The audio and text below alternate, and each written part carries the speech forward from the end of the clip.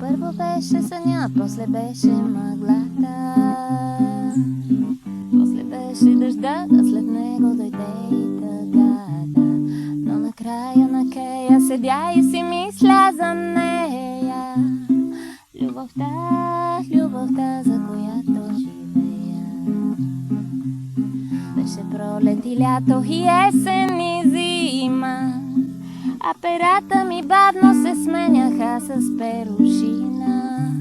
Но накрая се залеза в нейната люлка, пак се люлея. Любовта, за която живея.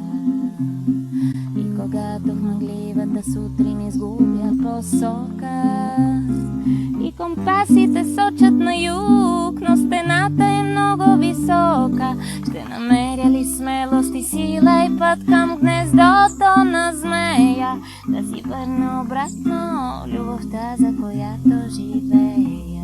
Кой ме хвърли да плувам така надълбоко? Питам как се лети, ако имаш страх от високо. И дали ще посмея да повярвам отново в любовта, за която живея. Да повярвам отново в любовта, за